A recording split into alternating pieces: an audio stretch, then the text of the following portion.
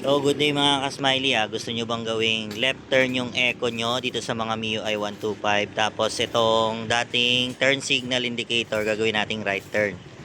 Yan. So, tutorial muna tayo ngayon. So, dito, nabaklas ko na siya. Dito lang siya sa panel gauge mismo. Yun nandito. So, bubunutin nyo siya, tapos babaklasan nyo, babalatan nyo yung electrical tape. Ngayon, itong sa echo, ayan, makikita nyo, itong brown wire, puputulin nyo na siya dito. Tapos, babalatan nyo. Then, dito naman, yung sa turn signal indicator, yung brown din. So, una nyo nang targetin agad yung brown para hindi kayo magkamali. So, may iwan to. Kasi ito. So, yung dark brown at saka yung brown wire, pagsasamahin po ninyo. Ayan. So, ayan, napagsama ko na siya.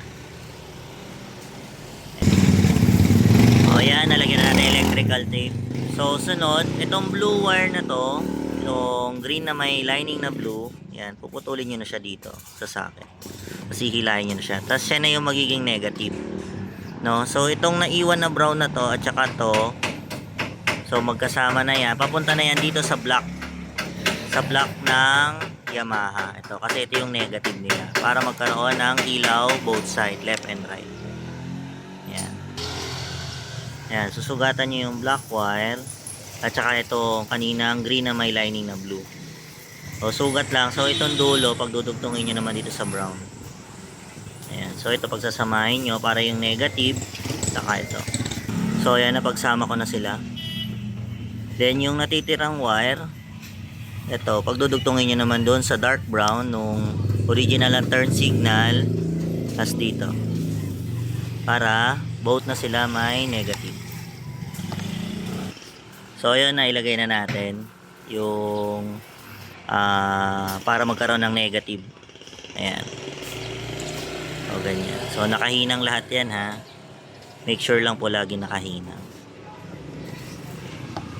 Tapos putol dito. So, test light tayo. Ayan. Okay. So, ayun. Umiilaw na pala yung left. So, left turn. Ayan. Left turn. O, diba? Yun na yung para sa echo. Tapos, right turn. Ayan. Yun yung original na signal indicator. Okay. So, para hindi kayo malito, una nyong puputulin yung brown nung sa echo. Sa echo muna kayo magpo-focus. Putulin nyo agad yung color brown dito. Then, sukatin nyo yung dark brown dito papunta doon sa kanya para idugtong. Then, puputulin nyo po yung socket dito. Putulin nyo na yan. Ilalagay nyo na sa black wire dito. Then, tatap nyo lang. Susugatan nyo lang. Then, dito naman sa kabila. Papunta sa brown kasi magiging negative nyo na to. So, ayun. So, babalik ko muna. So, ganito po yung finished product natin. So, parang wala lang nangyari. So, parang back to stock. Tapos, gamit po kayo ng Nito electrical tape. Yan. Or Deere brand na electrical tape. So, ayan. Para automotive wire talaga siya. O, diba? Parang wala nangyari. So, ibabalik ko na. So, ayan. Diba? Fit na fit pa rin siya. Parang walang nangyari. So, test tayo ulit.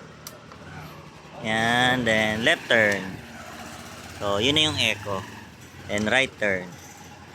Ayan, o, diba?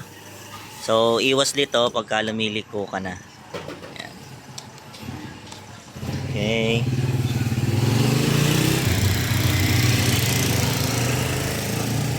So, yun lang po mga ka-smiley.